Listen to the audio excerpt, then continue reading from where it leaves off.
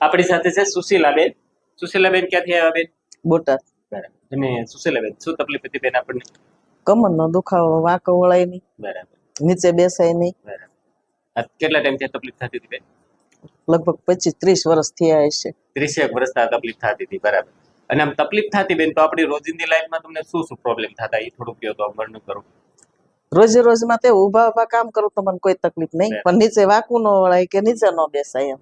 બીજું પગમાં ખાલી આવતી, પગમાં ખાલી ચડે અને આમ થાય કે હાથ પગ ખાલી ખાલી હોય ને એવું લાગે એમ. હાથ પગ ખાલી ખાલી હોય તો પછી કમરમાં બી દુખાવો રહેતો તો? હા, કમરમાં દુખાવો. રાતે સૂતી હોય તો પડખું ફરવું હોય તો વિચાર કરવો પડે કે દુખાવો થશે, આમ તરત હબાકો જ આવે. 25-30 વર્ષથી ચાલતું. બરાબર. અને મને બતાવ્યું બેન એ પહેલા કેટલાક ડોક્ટરને બતાવેલું છે? ઘણાય બતાવ્યા, ભાવનગર, બોટાદ, રાજકોટ, અલગ અલગ ઘણા ડોક્ટરને બતાવ્યું. ઘણા ડોક્ટરને બતાવ્યું. તમને કોઈ જગ્યાએ ઓપરેશન નું કીધેલું કે? સુરત કીધેલું. સુરત અમારે ત્યાં એક સગા ડોક્ટર છે ને એને એમ કીધું હતું ઓપરેશન તમારે જો કામ, એને એવું મને આમ ઓલો આપ્યો હતો કે તમારે કામ જ કરવું હોય તો ઓપરેશન કરાવવા આવતા રહ્યો એમ. તમારે આખું વળવાનું, નીચે બેસવાનું તેમ હાવ છોડી જ દો એમ. બરાબર. અચ્છા. હવે મારા માટે કઈ શક્ય જ હતું નહીં એમ.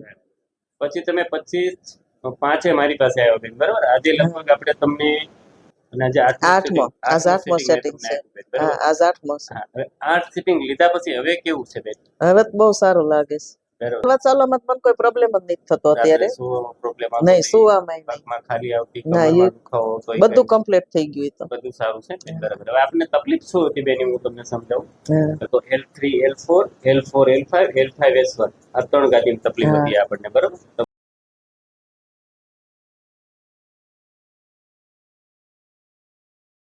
MRI લેટેસ્ટ હતો. MRI આ ગાદી ખસી ગયેલી હતી, આ ગાદી ખસી ગયેલી હતી, આ ગાદી ખસી ગયેલી હતી.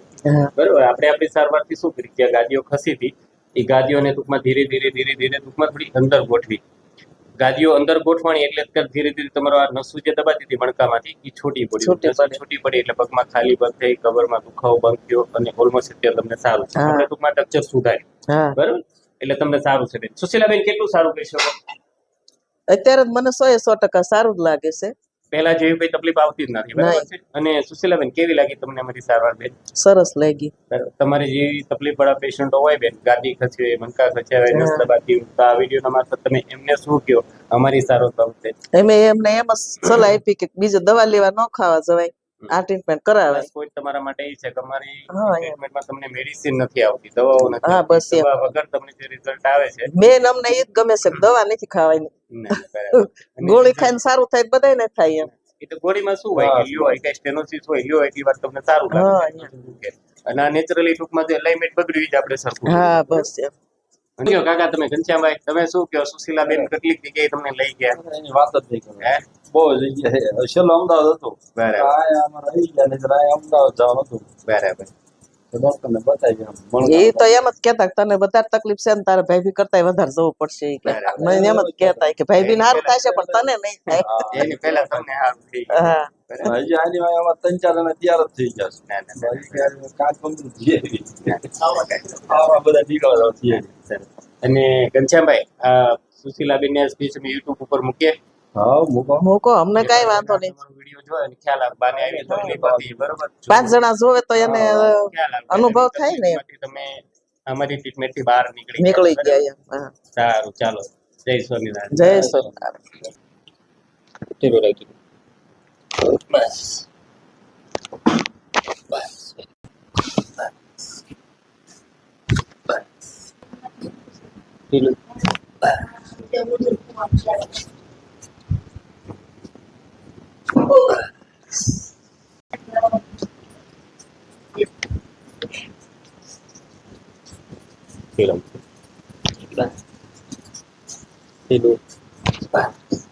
થોડો સાફ થોડો બસ લગે સાફ બસ કાકો તમારા પૂરા થાય આગળ જવું.